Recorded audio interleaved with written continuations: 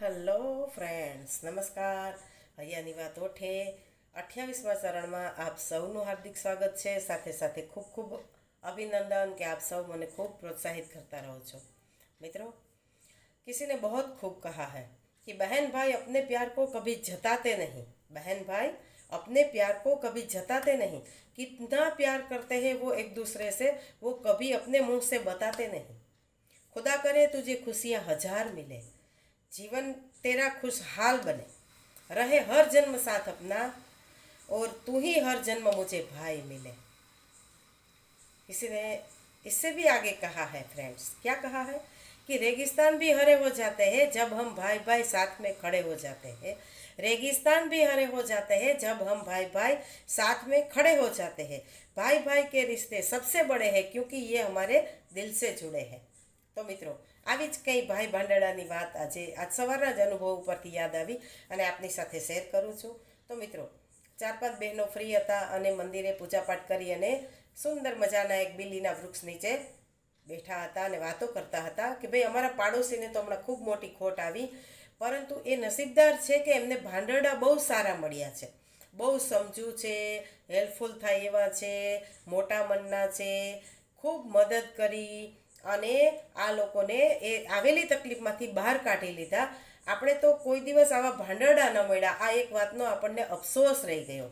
અને આ વાત જ્યારે મેં સાંભળી ત્યારે મારા હૈયાની વાત મિત્રો હોઠ ઉપર આવી ગઈ કે કદાચ તમને એવા ભાંડરડા નથી મળ્યા, પણ તમે એવા ભાંડરડા બની જાઓ ને, બની તો શકો ને.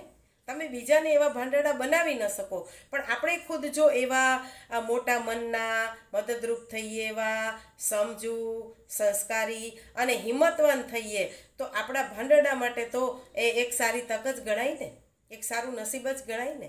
મિત્રો, દર વખતે આપણે એવું વિચારીએ કે મને રામ જેવો ભાઈ મળવો જોઈએ, મને ભરત જેવો ભાઈ મળવો જોઈએ, પણ હું કોઈનો રામ જેવો ભાઈ બનું તો, હું કોઈનો ભરત જેવો ભાઈ બનું તો કોઈની તો શોધ પૂરી થઈ જશે ને. તો આપણે હંમેશા એવું જ વિચારીએ. એક વાર્તા છે ને, બહુ ટૂંકમાં વિચારીએ તો, કે એક સિંહ છે એ જંગલમાં એક ઘાયલ અને ઈજાગ્રસ્ત જે શિયાળ છે એની પાસે રોજ એક માંસનો ટુકડો મૂકી આવે અને પેલું શિયાળ બેઠું બેઠું ખાય અને શિયાળ ઓમ અપંગ પણ હટું કટું. એટલે એક દિવસ ત્યાં બાજુના આશ્રમમાંથી જે સાધુ છે એનું ધ્યાન પડે છે, વિચારે છે કે આવું કેમ, શિયાળને તો પગ તો ચાલતા નથી છતાંય હટું કટું છે. એટલે એક દિવસ એને ધ્યાન રાખ્યું તો એણે જોયું કે સિંહ આવે છે અને માંસનો એક ટુકડો આ શિયાળની બાજુમાં મૂકીને જતો રહે છે. અને ત્યારે પેલા સાધુ વિચાર કરે છે કે વાહ, આ લોમડીના નસીબ કેવા છે, અને ભગવાન પણ જો આવા દિન દુખિયા માટે પણ કેવી સુવિધા કરે છે. અને એ સાધુ જ્યારે એના ગુરુ પાસે આ વાત કરે છે અને કહે છે કે આ લોમડી ખરેખર નસીબદાર છે, ત્યારે એના ગુરુજી એને ખૂબ સરસ વાત કરે છે કે તને એ લોમડીના નસીબ દેખાય છે, એ શિયાળના નસીબ દેખાય છે, તને શિયાળ થવાનું ગમે છે, પણ તું પહેલાં સિંહનો તો વિચાર કર. બનવું હોય તો પેલો સિંહ બનાય, આવું શિયાળ ના બનાય. બસ આ જ રીતે મિત્રો, આપણે કોઈના ભાઈ ભાંડરડા સારા છે, આપણને એવા મળ્યા નથી એવી ફરિયાદો કરવા કરતાં આપણે જ એવા સારા ભાઈ ભાંડરડા બની જઈએ, મદદરૂપ થઈએ, એની તકલીફમાં ખડે પગે ઊભા રહીએ, મોટા મનના થઈએ, લેટ ગો કરતાં શીખીએ, તો તમને નથી લાગતું કે આપણું બધાનું જીવન સરસ અને સુંદર બની જાય? વિચારવા જેવું તો ખરું હો મિત્રો.